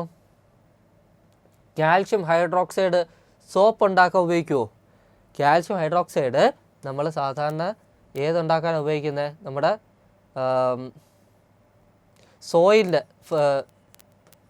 സോയിലിൻ്റെ അസിഡിറ്റിയൊക്കെ മാറ്റാനാണ് നമ്മൾ എന്ത് ഉപയോഗിക്കുന്നത്? കാൽഷ്യം ഹൈഡ്രോക്സൈഡ് ഉപയോഗിക്കുന്നത്. സെക്കൻഡ് സ്റ്റേറ്റ്മെൻറ്റ് തെറ്റാണ്. അപ്പോൾ ഓപ്ഷനിൽ 2 and 3 ആർ കറക്റ്റും 2 എന്ന് പറയുന്ന ഓപ്ഷൻ തെറ്റാണ്. അപ്പോൾ 3ാമത്തെ ഓപ്ഷൻ തെറ്റാണ്. സ്റ്റേറ്റ്മെൻറ്റ് വായിക്കേണ്ട, 4ാമത്തതാണ് ശരി. ഒന്നാലും നമുക്കൊന്ന് സ്റ്റേറ്റ്മെൻറ്റ് നോക്കാം. Sodium silicate and stone powder are use to increase the hardness and quantity of soap. അത് ശരിയാണ്. സ്റ്റോൺ പൗഡറും സോഡിയം സിലിക്കേറ്റും ഉപയോഗിക്കാറുണ്ട്. പിന്നെ പൊട്ടാസ്യം ഹൈഡ്രോക്സൈഡ് യൂസ് ചെയ്തിട്ടാണ് സോഫ്റ്റ് സോപ്പ് ഉണ്ടാക്കാറ്. അലുമിനിയം ഹൈഡ്രോക്സൈഡ് അല്ല, പൊട്ടാസ്യം ഹൈഡ്രോക്സൈഡ്. അപ്പോൾ ഇങ്ങനെ ക്യാൻസലേഷൻ മെത്തേഡ് വഴി നമുക്ക് പെട്ടെന്ന് ഉത്തരം കണ്ടുപിടിക്കാൻ പറ്റും. അപ്പോൾ ഉത്തരം 4 ആണ്. ഇത് മനസ്സിലായോ? അടുത്ത ക്വസ്റ്റ്യനിലോട്ട് പോവാം. അടുത്ത question, given below are some of the characteristics of fertilisers. ഈ ചില ഫെർട്ടിലൈസറിൻ്റെ ക്യാരക്ടറിസ്റ്റിക്സ് തന്നിട്ടുണ്ട്. ഒരു ഫാർമർ ഉപയോഗിച്ചതാണ്. To get better yield analyse the statement complete the table. അപ്പോൾ ഇവിടെ ഒരു ഫാർമർ കുറച്ച് ഫെർട്ടിലൈസേഴ്സ് ഉപയോഗിച്ച് നോക്കി. ഒന്ന് കെമിക്കൽ ഫെർട്ടിലൈസറാണ്, മറ്റത് ഓർഗാനിക് ഫെർട്ടിലൈസറാണ്. ഇതിൽ ഈ കെമിക്കൽ ഫെർട്ടിലൈസറും ഓർഗാനിക് ഫെർട്ടിലൈസേഴ്സിൻ്റെ ക്യാരക്ടറിസ്റ്റിക്സ് ആണ്, അല്ലെങ്കിൽ അവിടെ തമ്മിലുള്ള വ്യത്യാസമാണ് തന്നിരിക്കുന്നത്. നോക്ക്. Required in larger quantity, excessive use destroy soil structure, not harmful to soil, necessary components can be supplied separately required in lesser quantity. ഇത് അവർ തന്നിരിക്കുന്ന സ്റ്റേറ്റ്മെൻറ്റാണ്. ഇതിൽ ഏതാണ് ഓർഗാനിക് ഫെർട്ടിലൈസറിൻ്റെ ക്യാരക്ടറിസ്റ്റിക്സ്, ഏതാണ് ഇൻഓർഗാനിക് ഫെർട്ടിലൈസറിൻ്റെ അല്ലെങ്കിൽ കെമിക്കൽ ഫെർട്ടിലൈസറിൻ്റെ ക്യാരക്ടറിസ്റ്റിക്സ് എന്ന് നമ്മൾ തരംതിരിച്ച് എഴുതിയാൽ മതി. ആദ്യം ടേബിളിൽ ഫില്ല് ചെയ്യേണ്ട ഇത് ഓർഗാനിക് ഫെർട്ടിലൈസർ ആണെങ്കിൽ ഇപ്പുറത്ത് വരേണ്ടത് ഇൻഓർഗാനിക് ഫെർട്ടിലൈസർ എന്നോ കെമിക്കൽ ഫെർട്ടിലൈസർ എന്നോ എഴുതാം. കെമിക്കൽ ഫെർട്ടിലൈസർ എന്നോ ഇൻഓർഗാനിക് ഫെർട്ടിലൈസർ എന്നോ എഴുതാം. ഓക്കെ, ഇപ്പോൾ ഒന്നിലെ കെമിക്കൽ ഫെർട്ടിലൈസർ അല്ലെങ്കിൽ ഇൻഓർഗാനിക് ഫെർട്ടിലൈസർ ഏതെഴുതിയാലും ശരി തന്നെ. അടുത്ത option required in larger quantity. അതെ, ലാർജർ ക്വാണ്ടിറ്റിയിൽ ആവശ്യമുള്ളത് ഓർഗാനിക് ഫെർട്ടിലൈസറാണ്. ഓർഗാനിക് ഫെർട്ടിലൈസർ കെമിക്കൽ ഫെർട്ടിലൈസർ പോലെയല്ല, നമുക്ക് ഒരുപാട് അളവിൽ ഉപയോഗിച്ചാലേ അതിൽ നിന്നുള്ള റിസൾട്ട് കിട്ടും. ഹൈ ഈൽഡ് കിട്ടണമെങ്കിൽ നമ്മൾ ഒരുപാട് ഓർഗാനിക് ഫെർട്ടിലൈസേഴ്സ് ഉപയോഗിക്കണം. പക്ഷേ നേരെ തിരിച്ച് കെമിക്കൽ ഫെർട്ടിലൈസർ വരുമ്പോഴത്തേക്കും നമുക്ക് അവരുടെ അളവ് കുറച്ച് മതി. അതാണ്ട് റിക്വയർഡ് ഇൻ ലെസ്സർ ക്വാണ്ടിറ്റി, അത് കെമിക്കൽ ഫെർട്ടിലൈസറിൻ്റെ പ്രത്യേകത. അപ്പോൾ ഇതിലൊരു ഓപ്ഷനായിട്ട് അത് എഴുതുക. ഈ സ്റ്റേറ്റ്മെൻറ്റ് ഇവിടെ എഴുതിയാൽ മതി. റിക്വയർഡ് ഇൻ ലെസ്സർ ക്വാണ്ടിറ്റി നമുക്ക് കുറച്ച് ഉപയോഗിച്ചാൽ മതി, പക്ഷേ കൂടുതൽ ഈൽഡ് കിട്ടുന്നത് കെമിക്കൽ ഫെർട്ടിലൈസർ എന്നാണ്. അപ്പോൾ കുറച്ച് ഉപയോഗിച്ച് കൂടുതൽ ഈൽഡ് കിട്ടുക കെമിക്കൽ ഫെർട്ടിലൈസേഴ്സ് എന്നാണ്. ഓക്കെ, ഇനി excessive use destroy and soil structure. Soil സ്ട്രക്ചറിൻ്റെ എക്സസീവ് യൂസ് കാരണം കൂടുതൽ ഉപയോഗിച്ചത് കൊണ്ട് സോയിൽ സ്ട്രക്ചർ ഡിസ്ട്രോയ് ചെയ്യുന്നത് ആരായിരിക്കും? Chemical fertiliser. അപ്പോൾ എക്സസീവ് യൂസ് കാരണം സോയിലിൻ്റെ സ്ട്രക്ചർ ഡിസ്ട്രോയ് ചെയ്യാൻ കഴിവുള്ളത് ഒരുത്തന്നെ ഉള്ളൂ, കെമിക്കൽ ഫെർട്ടിലൈസർ. ഒന്നാമത് നമുക്ക് കെമിക്കൽ ഫെർട്ടിലൈസർ കുറച്ച് മതി, നമ്മൾ നേരത്തെ കണ്ടതാണ്. നമ്മൾ അളവിൽ കൂടുതൽ ഉപയോഗിക്കുന്നത് കൊണ്ട് സോയിൽ സ്ട്രക്ചർ എല്ലാം നശിക്കും. ഇനി മറ്റൊരു കുഴപ്പം കൂടെ ഉണ്ട്. ഈ നമ്മൾ കെമിക്കൽ ഫെർട്ടിലൈസർ ഒരുപാട് ഉപയോഗിച്ചേ ഈ മഴയൊക്കെ പെയ്യുന്ന സമയത്ത് പലപ്പോഴായിട്ട് ഈ വെള്ളത്തിൻ്റെ കൂടെ ഫെർട്ടിലൈസർ ഒഴുകി ഏതെങ്കിലും പുഴയിലോ ആറ്റിലോ ഒക്കെ വന്ന് ചേരും. ഈ കെമിക്കൽ ഫെർട്ടിലൈസർ നേരെ വെള്ളത്തിൽ കലങ്ങും. അപ്പോൾ ഇത് ആരെ ബാധിക്കും? മീനിനെ ബാധിക്കും. ഈ മീനിനെ ആര് തിന്നും? നമ്മൾ തിന്നും. നമുക്കതൊക്കെയാണല്ലോ ഒരു എൻ്റർടൈൻമെൻറ്റ് എന്നാണ്. ചൂണ്ടിടുക, പിടിക്കുക, തിന്നുക. അപ്പോൾ ഈ കെമിക്കൽ ആരുടെ ശരീരത്തിൽ എത്തും? നമ്മളെ ശരീരത്തിൽ തന്നെ എത്തും. ഞാൻ പറഞ്ഞ കഴിഞ്ഞ 6ാം ക്ലാസ്സിൻ്റെ ഒരു മോഡൽ ക്വസ്റ്റ്യൻ പേപ്പറിൽ ഞാൻ പറഞ്ഞ ഇത് തന്നെയാണ്. നമ്മൾ നമ്മുടെ കുഴി തന്നെ തോണ്ടുന്നു എന്നാണ് സാരം. നമ്മൾ ഒരുപാട് ഈൽഡ് കിട്ടട്ടെന്ന് പറഞ്ഞ് അത്യാഗ്രഹം കാരണം ഇതിനകത്ത് മൊത്തം തട്ടും. മഴ പെയ്യണ സമയത്ത് ഇതെല്ലാം കൂടെ ഒലിച്ച് വെള്ളത്തിൽ വന്ന് ചേരും. അവിടെ ആര് കഴിക്കും? മീൻ കഴിക്കും. അപ്പുറത്തിരുന്ന് ഒരുത്ത് ചൂണ്ട ഇട്ടുകൊണ്ടിരിക്കുകയായിരിക്കും. ഈ മീനെ നമുക്ക് തന്നെ കിട്ടും, നമ്മൾ തന്നെ തിന്നും. അപ്പം നമ്മളെ കുഴി ആര് തന്നെ തോണ്ടണം? നമ്മൾ തന്നെ. ഏത്? അങ്ങനെ ആയിരിക്കണം നമ്മൾ. Not harmful to soil. സോയിലിന് ഹാംഫുൾ അല്ലാത്തത് ഓർഗാനിക് ഫെർട്ടിലൈസറാണ്. അതിവിടെ എഴുതുക. സോയിലിന് ഹാംഫുൾ അല്ല. ഓർഗാനിക് ഫെർട്ടിലൈസേഴ്സ് ഒരിക്കലും സോയിലിന് ഹാംഫുൾ അല്ല. പിന്നെ ഈ കെമിക്കൽ ഫെർട്ടിലൈസർ ഉപയോഗിക്കുന്ന മറ്റൊരു ഗുണവും കൂടെ ഉണ്ട്. ഈ കർഷകൻ്റെ സുഹൃത്ത് എന്നറിയപ്പെടുന്നത് മണ്ണിരയാണ്. അറിയാമല്ല, കെമിക്കൽ ഫെർട്ടിലൈസർ ഉപയോഗിക്കുമ്പോൾ നല്ല രീതിയിൽ നമ്മൾ മണ്ണിരയെ കൊല്ലാറുണ്ട്. കർഷകൻ്റെ കൂട്ടുകാരനെ കൊല്ലുന്നു എന്നാണ് എൻ്റെ അർത്ഥം. കർഷകൻ്റെ ഏറ്റവും നല്ല കൂട്ടുകാരൻ എന്ന് പറയുന്നത് മണ്ണിരയായിട്ട് നമ്മൾ പറയുന്നുണ്ടെങ്കിലും കെമിക്കൽ ഫെർട്ടിലൈസർ ഉപയോഗിക്കുമ്പോൾ മണ്ണിര ചത്തുവും. അപ്പോൾ കർഷകൻ കൂട്ടുകാരനെ കൊല്ലയില്ലേ. Necessary components can be supplied separately. ഇതാരുടെ പ്രത്യേകതയാണ്? കെമിക്കൽ ഫെർട്ടിലൈസറാണ്. ഇതിൻ്റെ അർത്ഥം ഇപ്പോൾ സോയിലിൽ നൈട്രജൻ്റെ അളവാണ് കുറവെങ്കിൽ നൈട്രജൻ മാത്രം കൂട്ടാൻ പറ്റുന്ന കെമിക്കൽ ഫെർട്ടിലൈസർ ഉണ്ട്. പക്ഷേ നമ്മൾ ഒരിക്കലും ഒരു ഓർഗാനിക് ഫെർട്ടിലൈസർ ഉപയോഗിക്കുമ്പോൾ നൈട്രജൻ മാത്രമായിട്ട് കിട്ടില്ല. എല്ലാത്തിൻ്റെ ഒരു ഹോൾ പാക്കേജ് ആയിരിക്കും. നമ്മൾ ഏത് കൂടുതൽ ഉപയോഗിക്കുന്നോ അതിനനുസരിച്ച് അളവ് കൂടെയുള്ളൂ. ഇപ്പോൾ നൈട്രജൻ മാത്രം കൂട്ടിയാൽ മതിയെങ്കിൽ അതിന് പ്രത്യേകം കെമിക്കൽ ഫെർട്ടിലൈസർ ഉണ്ട്. പക്ഷേ അങ്ങനെ ഒരു ഓർഗാനിക് ഫെർട്ടിലൈസർ ഇല്ല. പൊട്ടാസ്യമാണ് മണ്ണിൽ കുറവെങ്കിൽ അത് മാത്രം കൂട്ടാൻ പറ്റുന്ന കെമിക്കൽ ഫെർട്ടിലൈസേഴ്സ് ഉണ്ട്. അപ്പോൾ കെമിക്കൽ ഫെർട്ടിലൈസർ നമുക്ക് സെപ്പറേറ്റ്ലി ഏത് കമ്പോണൻ്റ് ആണോ ആവശ്യം അതനുസരിച്ച് സപ്ലൈ ചെയ്യാൻ പറ്റും. അപ്പോൾ ഇതാണ് കെമിക്കൽ ഫെർട്ടിലൈസറും ഓർഗാനിക് ഫെർട്ടിലൈസറും തമ്മിലുള്ള വ്യത്യാസം. ഇത് ഞാൻ പറഞ്ഞ കെമിക്കൽ ഫെർട്ടിലൈസർ വളരെ അപകടകരമാണ്. നമ്മൾ തന്നെ സ്വയം നമ്മൾ കുഴി തോണ്ടുന്നതിന് തുല്യമാണത്. അപ്പോൾ ഈ ക്വസ്റ്റ്യൻ നോക്ക്. Mechanical pest control is A method of controlling pest using traps or removing dum manually. ഈ മെക്കാനിക്കൽ പെസ്റ്റ് കൺട്രോൾ എന്ന് പറഞ്ഞാൽ നമ്മൾ കഷ്ടപ്പെട്ട് പെസ്റ്റുകളെ ഒന്നിലെ ട്രാപ്പ് ചെയ്യണം അല്ലെങ്കിൽ മാനുവലി റിമൂവ് ചെയ്യണം. ഇതല്ലാതെ സാധാരണ രീതിയിൽ പ്രാക്ടീസ് ചെയ്യുന്ന മറ്റ് പെസ്റ്റ് കൺട്രോളുകളെ കുറിച്ചാണ് ചോദ്യം. ഇപ്പോൾ മെക്കാനിക്കൽ പെസ്റ്റ് കൺട്രോൾ എന്ന് പറയുന്നത് നമ്മൾ ഈ ബേസിൽ ലീവ്സൊക്കെ നമ്മൾ ഉപയോഗിക്കൂലേ. ഈ ബേസിൽ ലീവ്സൊക്കെ ഉപയോഗിക്കുന്ന ഫ്രൂട്ട് ഫ്ലൈസൊക്കെ വന്ന് അതിനകത്തിരിക്കും, നമ്മൾ അതിനെ ട്രാപ്പ് ചെയ്ത് കൊല്ലും. അല്ലെങ്കിൽ നമ്മൾ ഈ അൾട്രാ വയലറ്റ് ചെറിയ ലൈറ്റുകളൊക്കെ യൂസ് ചെയ്യാറുണ്ട് ഈ ഇൻസെക്ട്സിനെ ട്രാപ്പ് ചെയ്യാൻ. അപ്പോൾ ഇതൊക്കെയാണ് മെക്കാനിക്കൽ പെസ്റ്റ് കൺട്രോൾ വേണ്ടത്. നമ്മൾ കഷ്ടപ്പെടണം. അത് നമുക്ക് വയ്യല്ലോ. അതാണ് അതിൽ ഏറ്റവും വലിയ പ്രശ്നം. നമുക്ക് കഷ്ടപ്പെടാൻ വയ്യ. ഇതല്ലാതെ സാധാരണ രീതിയിൽ ഉപയോഗിക്കുന്ന ബാക്കി 2 പെസ്റ്റ് കൺട്രോൾ ഏതെങ്കിലും 2 മെത്തേഡ് പറയാനാണ് പറയുന്നത്. ഒന്നാമത്തത് ബയോളജിക്കൽ കൺട്രോളാണ്. ഈ ബയോളജിക്കൽ കൺട്രോൾ എന്ന് പറഞ്ഞാൽ നമ്മൾ ചില ഇൻസെക്റ്റുകൾ, എക്സാമ്പിൾ ലേഡി ബഗ്. ആ ലേഡി ബഗ് എന്ന് പറയുന്ന ഇൻസെക്റ്റിനെയൊക്കെ നമ്മൾ നമ്മുടെ ഫീൽഡിൽ ഇൻട്രൊഡ്യൂസ് ചെയ്യുകയാണെങ്കിൽ മറ്റ് പല ഇൻസെക്റ്റുകളും വരില്ല. കാരണം ലേഡി ബഗിൻ്റെ ആഹാരമാണ് അവരൊക്കെ ഏത്. അപ്പോൾ ലേഡി ബഗിനെ നമ്മൾ ലേഡി ബഗ് ഇതൊരു ബയോളജിക്കൽ കൺട്രോളാണ്. എങ്ങനെ നമ്മൾ നേച്ചറിലുള്ള ഈ ലേഡി ബഗിനെ എന്ത് ചെയ്യും, നമ്മളെ ഫീൽഡിലോട്ട് ഇൻട്രൊഡ്യൂസ് ചെയ്യും. അപ്പോൾ നമ്മുടെ വിളയെ നശിപ്പിക്കാൻ പറ്റുന്ന മറ്റ് പെസ്റ്റുകൾ ഇതിൽ വരാറില്ല. എന്നാൽ ലേഡി ബഗ് നമ്മുടെ വിളവിന് എന്തും ചെയ്യാറില്ല, നമ്മുടെ വിളയിൽ കയറി നമ്മുടെ പ്ലാന്റുകളൊന്നും നശിപ്പിക്കാറുമില്ല. അപ്പോൾ എന്നാൽ നമ്മളെ പ്ലാന്റ് നശിപ്പിക്കാതെ ലേഡി ബഗിനെ വളർത്തി കഴിഞ്ഞാൽ, അല്ലെങ്കിൽ ലേഡി ബഗിനെ ഇൻട്രൊഡ്യൂസ് കഴിഞ്ഞാൽ മറ്റുള്ള പെസ്റ്റുകൾ നമ്മുടെ ഫീൽഡിൽ കാണാറില്ല. അത് ബയോളജിക്കൽ പെസ്റ്റ് കണ്ടുകൊണ്ട് എക്സാമ്പിളാണ്. അല്ലെങ്കിൽ നമുക്ക് ഫ്രോഗിന് ഉപയോഗിക്കാം. ഇതെല്ലാം ബയോളജിക്കൽ പെസ്റ്റ് കണ്ടുകൊണ്ട് എക്സാമ്പിളാണ്. അപ്പോൾ ഒന്നാമത്തെ point biological pest control. Biological pest control. ഇനി രണ്ടാമത് ബയോളജിക്കൽ പെസ്റ്റ് കൺട്രോൾ അല്ലാതെ രണ്ടാമത്തെ മെത്തേഡ് നമ്മൾ ഈ പെസ്റ്റിസൈഡുകൾ ഉപയോഗിക്കുന്നതാണ്. രണ്ടാമത്തെ മെത്തേഡ് ഏത്? പെസ്റ്റിസൈഡുകൾ. പെസ്റ്റിനെ തുരത്താൻ ഞാൻ നേരത്തെ പറഞ്ഞില്ലേ, പെസ്റ്റിസൈഡുകൾ ഉപയോഗിക്കുന്നതാണ് രണ്ടാമത്തെ മെത്തേഡ്. പറഞ്ഞു ഓർഗാനിക്കും ഉണ്ട്, കെമിക്കലും ഉണ്ട്. ഓർഗാനിക്കായിട്ട് നമ്മൾ ഈ ടൊബാക്കോ ഡിക്കോക്ഷൻ ഒക്കെ ഉപയോഗിക്കാറുണ്ട്. ഇനി ഇതിൻ്റെ മൂന്നാമത്തെ part, find out the relation between the word pairs and fill in the blanks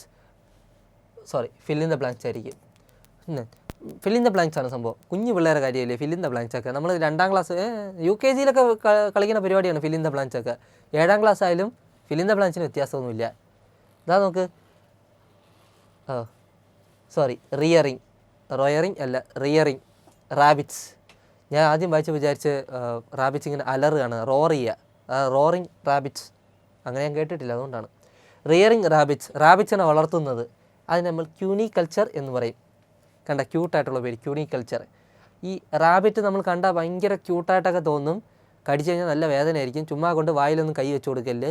പട്ടിയെ പിന്നെയും വിശ്വസിച്ച് നമുക്ക് കൈ വെച്ച് കൊടുക്കാം, റാബിറ്റിനെ വിശ്വസിക്കുകയേ ചെയ്യരുത്. കാണുമ്പോൾ നല്ല ബണ്ണി പോലെയൊക്കെ ഇരുന്നിട്ട് നമ്മൾ വായിലൊക്കെ എടുത്ത് വെച്ച് നമ്മൾ പല്ലേപ്പിക്കുന്ന പോലെ കൈ കൊടുക്കുക വെച്ച് നോക്കുമ്പോൾ അത് ഇട്ട് കടിച്ചു തരും. പട്ടി നമുക്ക് പിന്നെയും വിശ്വസിക്കാം, അത് കടിക്കൂല. കടിക്കും, അങ്ങനെയല്ല, വീട്ടിൽ വളർത്താൻ അങ്ങനെ പെട്ടെന്ന് കടിക്കാറില്ല. ഗ്രോയിങ് ഫ്ലവർ, പൂക്കളെ വളർത്തുന്നത്, അതിനെ നമ്മൾ ഫ്ലോറിക്കൾച്ചർ എന്ന് പറയും. Floriculture, FLORICULTURI. റാബിറ്റിന് മറ്റൊരു കാര്യം കൂടെ പറഞ്ഞു തരാവേ. നമ്മൾ ഈ റാബിറ്റ് കടിച്ചാലേ അതിന് വാക്സിൻ ഉണ്ടോയെന്ന് എനിക്ക് ഡൗട്ടുണ്ട് കേട്ടോ. പട്ടി കടിച്ചാൽ IDRV ഉണ്ട്, ആൻറ്റി റാബീസ് ഉണ്ട്. പക്ഷേ റാബിറ്റ് കടിച്ചാൽ ഇത് തന്നെ എടുക്കുമെന്നുള്ള കാര്യത്തിൽ എനിക്ക് ഡൗട്ടുണ്ട്. അതുകൊണ്ട് റാബിറ്റിനെ കൊഞ്ചിക്കാൻ പോകുമ്പോൾ നോക്കിക്കോണം, ഇതിന് വാക്സിനൊക്കെ ഉണ്ടാകും, ചെക്ക് ചെയ്തിട്ട് വേണം കൊഞ്ചിക്കാൻ. പട്ടിക്കുണ്ട്, പേടിക്കേണ്ട. ഇപ്പോൾ ഗ്രോയിങ് ഫ്ലവർ ഏത്? ഫ്ലോറിക്കൾച്ചർ. എപ്പിക്കൾച്ചർ ഏത്? ഹണി ബീസിനെ വളർത്തുന്നത്, തേനീച്ചകളെ വളർത്തുന്നത് തന്നെയാണ് നമ്മൾ എപ്പിക്കൾച്ചർ എന്ന് പറയുന്നത്, ഹണി ബീസ്. അപ്പോൾ റാബിറ്റിനെ വളർത്തുന്നതിനെ ക്യൂണിക്കൾച്ചർ എന്നും, പൂക്കളെ വളർത്തുന്നതിനെ ഫ്ലോറിക്കൾച്ചർ എന്നും, ഹണി ബീസിനെ വളർത്തുന്നതിനെ എപ്പിക്കൾച്ചർ എന്നും പറയും. ഓക്കെ, ഡൗട്ടുണ്ടോ? ഇല്ലെന്ന് വിശ്വസിക്കുന്നു. അപ്പോൾ അടുത്ത ക്വസ്റ്റ്യനിലോട്ട് പോവാം. A circuit is made using torch cell, insulated copper wire and LED module. അപ്പോൾ ഏതൊക്കെയുണ്ട്? സെല്ലുണ്ട്, ഇൻസുലേറ്റഡ് കോപ്പർ വയർ ഉണ്ട്, LED മൊഡ്യൂളുണ്ട്. The copper wire is shorter than required. Copper wire എന്ന് പറഞ്ഞാൽ നമുക്ക് ആവശ്യമുള്ളതിനേക്കാൾ കുറച്ചുകൂടെ നീളം കുറവാണ്, നമുക്ക് ആവശ്യത്തിന് നീളമില്ല, കുറവാണ്. Which of the following material can be use to complete the circuit? ഇതിൽ ഏത് മെറ്റീരിയൽ ഉപയോഗിച്ച് കഴിഞ്ഞാൽ നമുക്ക് സർക്യൂട്ട് കംപ്ലീറ്റ് ചെയ്യാൻ പറ്റുമെന്നാണ് ചോദ്യം. ആദ്യം പിന്ന്, രണ്ടാമത് കോയിൻ, മൂന്നാമത് wooden piece, wet paper, pencil graphite, plastic bangle. കാണുമ്പോൾ തന്നെ അറിയാം പിന്നാണെന്നുള്ളത് ഇല്ലേ. ബാക്കിയെല്ലാം ഇൻസുലേറ്റേഴ്സ് അല്ലേ. കോയിനുണ്ട്, കോയിൻ മെറ്റൽ കോയിൻ ആണ് എങ്കിൽ കണ്ടക്ട് ചെയ്യും, കോയിനും ഉപയോഗിക്കാം. അല്ല ബാക്കിയെല്ലാം ഇൻസുലേറ്റേഴ്സാണ്. വുഡൻ പീസ് ഇൻസുലേറ്ററാണ്, വെറ്റ് പേപ്പർ കറണ്ടടിച്ച് ചാവും, ഇൻസുലേറ്ററാണ്, നടക്കില്ല. പെൻസിൽ ഗ്രാഫൈറ്റ് ഇൻസുലേറ്ററാണ്, പ്ലാസ്റ്റിക് ബാങ്കിൾ ഇൻസുലേറ്ററാണ്. ആകെ പിന്നും കോയിനേ ഉള്ളൂ.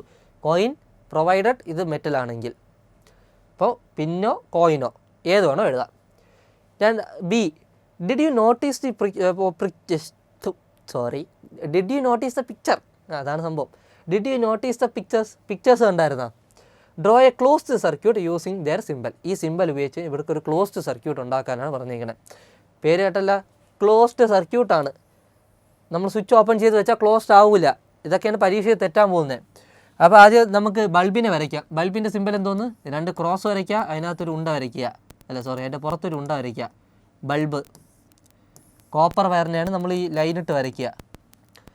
എന്നിട്ട് നമ്മൾ സ്വിച്ച് വരയ്ക്കണം. സ്വിച്ച് അല്ല, സെല്ല് വരയ്ക്കണം. പോസിറ്റീവ് നെഗറ്റീവ്, നീളം കൂടിയ പോസിറ്റീവ്, നീളം കുറഞ്ഞത് നെഗറ്റീവ്, നീട്ടി വരയ്ക്കുക. ക്ലോസ്ഡ് സർക്യൂട്ടാണ്. ഇനി കീ ആണ് വരയ്ക്കേണ്ടത്. ഓക്കെ, ക്ലോസ്ഡ് സർക്യൂട്ട് വരയ്ക്കുക.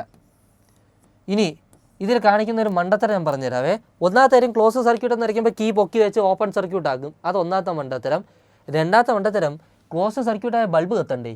കത്തിയ ബൾബിൻ്റെ സിമ്പിൾ ഇതാണ്.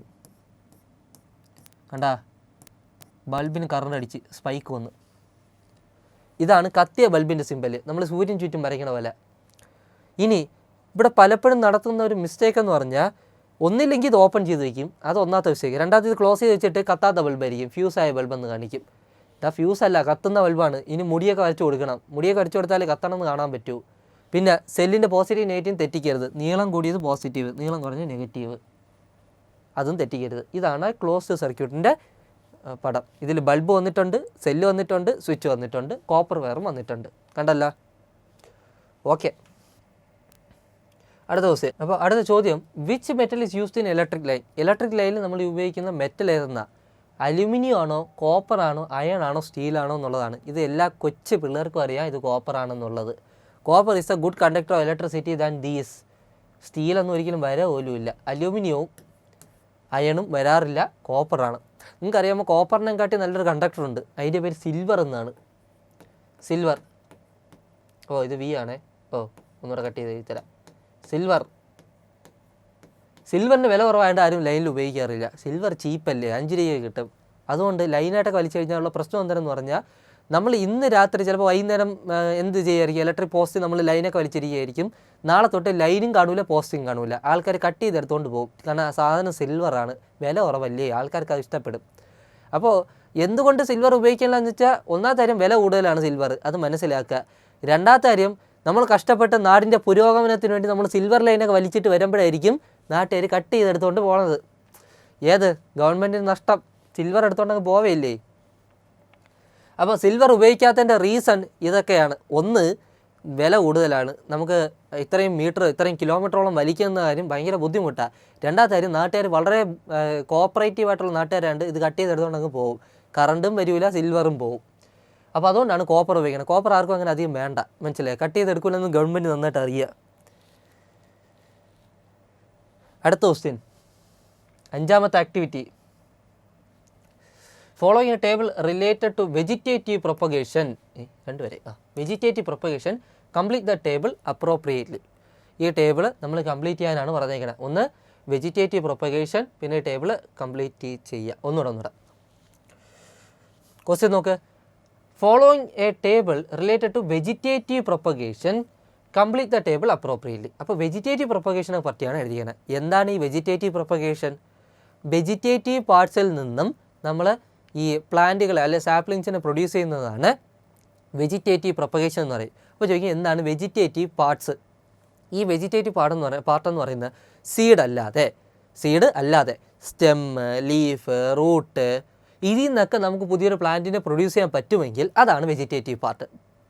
ചില പ്ലാന്റിൽ സ്റ്റെം ആയിരിക്കും വെജിറ്റേറ്റീവ് പാർട്ട്, ചിലതിൽ റൂട്ടായിരിക്കും വെജിറ്റേറ്റീവ് പാർട്ട്. അപ്പോൾ ഈ പ്ലാന്റുകളിൽ നിന്നും പുതിയൊരു പ്ലാന്റിനെ ഏത് പാർട്ടിൽ നിന്നാണോ പ്രൊഡ്യൂസ് ചെയ്യാൻ പറ്റുക അതാണ് അതിൻ്റെ വെജിറ്റേറ്റീവ് പാർട്ട്. നോക്ക്, കറി ലീഫിൻ്റെ വെജിറ്റേറ്റീവ് പാർട്ട് എന്ന് പറയുന്നത് റൂട്ടാണ്. വേരിൽ നിന്നാണ് നമ്മുടെ കരിവേപ്പില പുതിയ പ്ലാന്റ് മുളച്ചു വരിക. ഇപ്പോൾ കറിവേപ്പിലയുടെ റൂട്ടിൽ ഒരു ബഡ് വരും, ഈ ബഡും വളർന്ന് കറി ലീഫ് പ്ലാന്റായിട്ട് മാറും. ഓക്കെ, അപ്പോൾ കരിവേപ്പില വളരുന്നത് റൂട്ടിൽ നിന്നാണ്.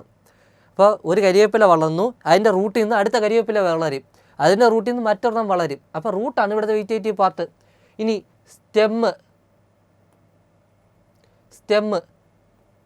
സ്റ്റെമ്മ് നമ്മൾ മൊരിങ്ക എന്നെഴുതും. മലയാളിക്ക് നാണക്കേടുണ്ടാക്കാൻ മുരിങ്ങ.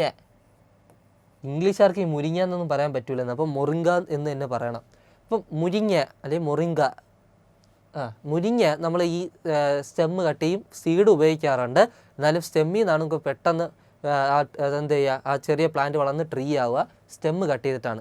അതിൻ്റെ ഏതെങ്കിലും ഒരു ബ്രാഞ്ച് കട്ട് ചെയ്യുക, അതിനെക്കുറിച്ച് തൊട്ടടുത്ത സ്ഥലത്ത് നമ്മൾ കുത്തിവയ്ക്കും. ഇപ്പോൾ സ്റ്റെമ്മിൽ നിന്നാണ് മുരിങ്ങ ഉണ്ടാവുക. ബ്രയോഫിലം ലീഫിൽ നിന്നാണ് ഉണ്ടാവുക. ലീഫിൽ നിന്നും പുതിയൊരു പ്ലാന്റ് ഉണ്ടാവുന്നു, ബ്രയോഫിലം. കൊളക്കേഷ്യ കൊലക്കേഷ്യ നമ്മൾ അണ്ടർഗ്രൗണ്ട് സ്റ്റെമ്മാണ്.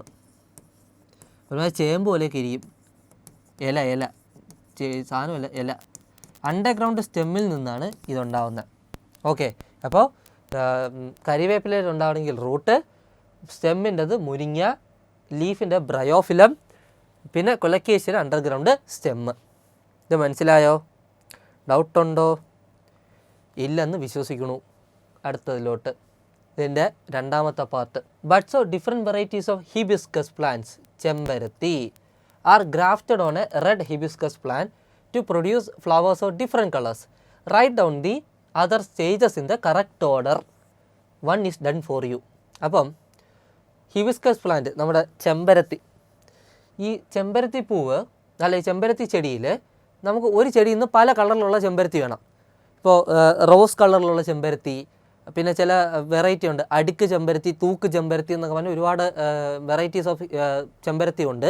അപ്പോൾ ഇതൊക്കെ നമുക്ക് ഒരു പ്ലാന്റിൽ നിന്ന് വേണം. അത്യാഗ്രഹമാണ്. ഏത് ഒരു പ്ലാന്റിൽ നിന്ന് ഇതൊക്കെ പ്രൊഡ്യൂസ് ചെയ്യാന്ന് പറഞ്ഞാൽ ഇച്ചിരി അത്യാഗ്രഹമാണ്. എന്നാലും ഈ ഒരു പ്ലാന്റിൽ നിന്ന് ഇങ്ങനെ പല ഡിഫറെൻറ്റ് ടൈപ്സ് ഓഫ് ഹിബിസ്കസ് വേണം. അതിന് ബഡ്ഡിങ് ആണ് നമ്മളിവിടെ യൂസ് ചെയ്യുക. അതുകൊണ്ട് ബഡ്സ് ഓഫ് ഡിഫറെൻറ്റ് വെറൈറ്റീസ് എന്ന് എഴുതിയിരിക്കുന്ന ആരെ സൂചിപ്പിക്കുന്നു? ബഡ്ഡിങ്ങിനെയാണ് സൂചിപ്പിക്കുന്നത്. ബഡ് എടുത്താണ് ഇവർ തൊട്ടടുത്ത പ്ലാന്റിലോട്ട് അല്ലെങ്കിൽ ഏതാണോ നമ്മൾ ചൂസ് ചെയ്യുന്ന പ്ലാന്റിലോട്ട് നമ്മൾ സ്റ്റിക്ക് ചെയ്യുക. ഒരു സ്റ്റെപ്പ് എഴുതിയിട്ടുണ്ട്. Chisel off the bud with the bark from different coloured hibiscus plants എന്ന് പറഞ്ഞാൽ ഓരോ കളേർഡ് ഹിബിസ്കസ് പ്ലാന്റ്, പല കളറിലുള്ള ഹിബിസ്കസ് പ്ലാന്റില്ലേ, ഇതിൽ നിന്നല്ല നമ്മൾ ഓരോ ബഡ് എടുക്കണം. എന്നിട്ട് നമ്മുടെ മെയിൻ ചെടിയിൽ നമ്മൾ ഏതിൽ നിന്നാണോ പല ഫ്ലവേഴ്സ് ഉണ്ടാക്കാൻ നോക്കുന്ന ആ മെയിൻ ചെടിയിൽ നമ്മൾ ഈ ബഡിനെ, ഇവൻ്റെ ഈ ബാർക്ക് കട്ട് ചെയ്ത് ഇവിടെ ഒരു ബഡ്, നമ്മൾ ആ കട്ട് ചെയ്ത് വെച്ചിരിക്കുന്ന ബഡിനെ ഇവിടെ സ്റ്റിക്ക് ചെയ്യണം. ഓക്കെ, അപ്പോൾ നമ്മൾ കട്ട് ചെയ്ത് വെച്ചിരിക്കുന്ന ബഡിനെ ഇവൻ്റെ നിന്നും ഈ തൊലി ചെത്തി എടുത്തിട്ട് ഈ ബഡിനെ അതിനകത്ത് സ്റ്റിക്ക് ചെയ്യണം. സ്റ്റിക്ക് ചെയ്ത് പോളിത്തീൻ ടേപ്പ് കൊണ്ട് നമ്മൾ ചുറ്റി വയ്ക്കണം, പോളിത്തീൻ ടേപ്പ് കൊണ്ട്. അപ്പോൾ ബഡ് പുറത്ത് കാണുന്ന രീതിയിൽ വേണം. ഒരു ചെറിയ ലീഫ് ഉണ്ടെന്ന് വിചാരിച്ചോ, ബഡ് പുറത്ത് കാണുന്ന രീതിയിൽ വേണം പോളിത്തീൻ ടേപ്പ് കൊണ്ട് നമ്മൾ ചുറ്റാൻ. അപ്പോൾ നമ്മൾ ഓരോ ഡിഫറെൻറ്റ് കളേർഡ് ഹിബിസ്കസ് പ്ലാന്റിൽ നിന്നും നമ്മൾ ഓരോ ബഡ് എടുക്കുന്നു. എന്നിട്ട് ഇവൻ്റെ സ്റ്റെമ്മിൽ നമ്മളൊരു കുഞ്ഞ് കട്ടുണ്ടാക്കിയിട്ട് ഈ ബഡിനെ അറ്റാച്ച് ചെയ്യും. എന്നിട്ട് നമ്മളതിനെ പോളിത്തീൻ ടേപ്പ് കൊണ്ട് കെട്ടി വയ്ക്കും, ടേപ്പ് ചെയ്യും. അതെങ്ങനെ തന്നെ വെച്ചിരിക്കും. അവസാനം ഈ ബഡ് ഈ പ്ലാന്റിൽ അറ്റാച്ച് ചെയ്യുന്ന സമയത്ത് നമ്മൾ ഈ പോളിത്തീൻ ഈ ടേപ്പ് എടുത്ത് കളഞ്ഞിട്ട് നമ്മൾ എവിടെയെങ്കിലും കൊണ്ട് നടും. അതുവരെ ഇതൊരു ചെടിച്ചട്ടിയിലല്ലായിരിക്കും. ഓക്കെ, അതുവരെ ഇതൊരു ചെടിച്ചട്ടിയിലല്ലായിരിക്കും. ഇതെപ്പോഴാണോ ബഡ് കറക്റ്റായിട്ട് അറ്റാച്ച് ചെയ്യുന്നത് ആ സമയത്ത് ഇതിനെ മാറ്റി വേറെ എവിടെയെങ്കിലും തറയിൽ നടും.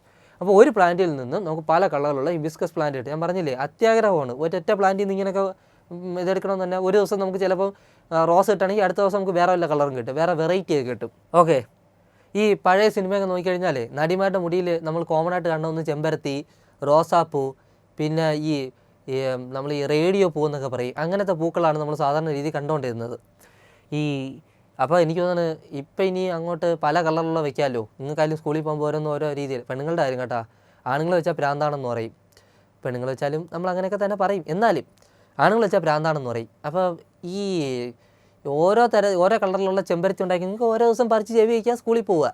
മനസ്സിലായോ? വെറൈറ്റി ആയിരിക്കും, variety. Various agriculture research centres and crop developed there are given below. Complete the table. എങ്ങനെയുണ്ട്? നമ്മൾ ലീസ്റ്റ് ഇമ്പോർട്ടൻസ് കൊടുക്കുന്ന, ആരും അങ്ങനെ അധികം പഠിക്കാതെ പോകുന്ന ഈ നമ്മുടെ അഗ്രികൾച്ചർ റിസർച്ച് ഇൻസ്റ്റിറ്റ്യൂട്ട് അല്ലെങ്കിൽ റിസർച്ച് സെൻറ്റേഴ്സിനെ പറ്റിയും ചോദ്യമുണ്ട് പരീക്ഷയ്ക്ക്. അപ്പോൾ ഇതിനർത്ഥം അവസാനത്തെ പരീക്ഷയ്ക്കും നമ്മളിതിന് ഇങ്ങനൊരു ചോദ്യത്തെ നമ്മൾ പ്രതീക്ഷിച്ചിരിക്കുക. നമ്മൾ പഠിക്കൂല എന്ന് വിചാരിക്കുന്ന ഒരു സ്ഥലത്ത് നിന്ന് അവരെന്തായാലും ഒരു 3 മാർക്കിനും 2 മാർക്കിനും ചോദ്യം ചോദിക്കും, നമ്മൾ ഞെട്ടുകയും ചെയ്യും. അതോടെ നമ്മുടെ കോൺഫിഡൻസും പോകും. ഒരു ഭാഗവും പഠിക്കാതെ പോകരുത്. ചിലർ ബുക്ക് എടുത്തിട്ട് പറയും, ഈ ഭാഗം വരും തോന്നില്ല, അത്ര ഒന്നും പഠിക്കാനൊന്നുമില്ല എന്നൊക്കെ വിചാരിക്കും. അങ്ങനെ വല്ലതും വിട്ടിട്ടാണ് പോകുകയാണെങ്കിൽ നമുക്ക് ഭാഗ്യമുണ്ടെങ്കിൽ അത് തന്നെ ചോദിക്കും. നമ്മൾ വിട്ട ഭാഗം. അതുപോലെ എല്ലാവർക്കും കഴിഞ്ഞ ഈ പരീക്ഷയ്ക്ക് എല്ലാവർക്കും തെറ്റിപ്പോയൊരു സാധനം ഇതാണ്. അഗ്രികൾച്ചർ റിസർച്ച് സെൻറ്റേഴ്സ് അതങ്ങനെ ആരും ഇമ്പോർട്ടൻ്റ് ആയിട്ട് പഠിച്ചിട്ട് പോയ സാധനമൊന്നുമല്ല. 2 മാർക്കിന് ചോദിച്ചിട്ടുണ്ട്. Central tuber crops research institute CTCRI, tuber crops, കിഴങ്ങ് വർഗ്ഗങ്ങൾ പ്രൊഡ്യൂസ് ചെയ്യുക. നമ്മളെപ്പോലെ നമ്മൾ കിഴങ്ങ് വർഗ്ഗങ്ങളെ പ്രൊഡ്യൂസ് ചെയ്യുക. നമ്മളെയൊക്കെ പ്രൊഡ്യൂസ് ചെയ്യുന്ന സ്ഥലം central tuber crops research institute. Tuber crops CTCRI. Okay, ഇനി കോക്കനട്ട്, അരിക്കനട്ട്. ഈ കോക്കനട്ട് തേങ്ങ, അരിക്കനട്ട് അടയ്ക്കയാണ്. അടയ്ക്ക നമ്മൾ ഈ പാക്കിലൊക്കെ അടയ്ക്ക, അങ്ങനെ അതിനകത്ത് മറ്റു സാധനം കാണില്ല, അടയ്ക്കാൻ മരം. അത് ഈ സെൻട്രൽ പ്ലാന്റേഷൻ റിസർച്ച് ഇൻസ്റ്റിറ്റ്യൂട്ടാണ്. അത് ഞാൻ ഇവിടെ എഴുതരാം. ഇവിടെ central plantation crop research institute okay. CPCRI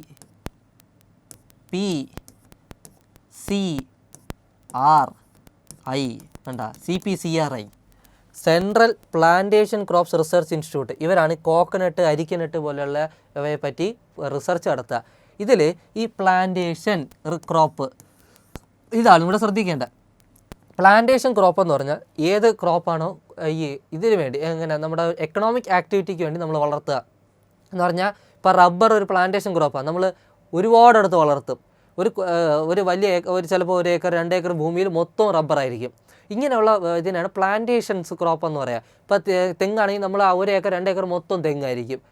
മനസ്സിലായോ? അപ്പോൾ ഇതിനെയാണ് നമ്മൾ എന്ത് ക്രോപ്പ് എന്ന് പറയുക? പ്ലാന്റേഷൻ ക്രോപ്സ് എന്ന് പറയുക. അപ്പോൾ ഈ പ്ലാന്റേഷൻ ക്രോപ്സ് വെച്ചാൽ ഒരു സ്ഥലത്ത് അത് മാത്രമായിരിക്കും. ഈ അരിക്കനട്ടായാലും കോക്കനട്ട്, റബ്ബർ ഇതെല്ലാം പ്ലാന്റേഷൻ ക്രോപ്സ്. ഇതെല്ലാം നമുക്ക് വിൽക്കാനുള്ളതാണ്. മനസ്സിലായോ? ഇതിനെയാണ് പ്ലാന്റേഷൻ ക്രോപ്സ് എന്ന് പറയുക. അപ്പോൾ ഇതിനെ പറ്റി റിസർച്ച് നടത്തുന്ന central plantation crop research institute. സ്ഥലം കാസർഗോഡാണ്. ഇത് കാസർഗോഡാണുള്ളത്. കേരളത്തിൻ്റെ വടക്കേ അറ്റം കാസർഗോഡാണിതുള്ളത്. അതാണ് ഇവിടെ വരേണ്ടത്. CPCRI. ഓക്കെ, അടുത്ത ക്വസ്റ്റ്യനിലോട്ട് പോവാം. ഈ ക്വസ്റ്റ്യൻ നോക്കിയോ. വെൻ പതിമുഖം water is added to lemon juice, vinegar, tamarind water and buttermilk, their color change to yellow. Colour COLOUR colour change to yellow.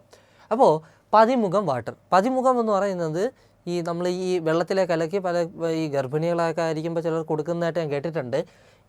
ചുവപ്പ് കളറിലിരിക്കും വെള്ളം. ഈ വാട്ടർ നമ്മൾ പിന്നെ നമ്മൾ സാധാരണ രീതി പതിമുഖം ഉപയോഗിക്കാറുണ്ടല്ലേ, മറ്റേ പാക്കറ്റിലൊക്കെ വരുന്ന സാധനമൊക്കെ ഉപയോഗിക്കാറുണ്ട്. ശരിയാ. പതിമുഖം വാട്ടർ നമ്മൾ ഈ ലെമൺ ജ്യൂസിലാ, വിനാഗിരിയിലാ, തമരൻ്റെ വാട്ടർ നമ്മുടെ പുളിവെള്ളത്തിലാ, ബട്ടർ മിൽക്ക്, തൈരിലൊക്കെ നമ്മൾ കലക്കി കൊടുത്താൽ മോരിലൊക്കെ കലക്കി കൊടുക്കുകയാണെങ്കിൽ അതിൻ്റെ കളറ് യെല്ലോ ആയിട്ട് മാറും. ഏത്? പതിമുഖം വാട്ടറിൻ്റെ. പതിമുഖം ഒരു റെഡ് കളറാണ്.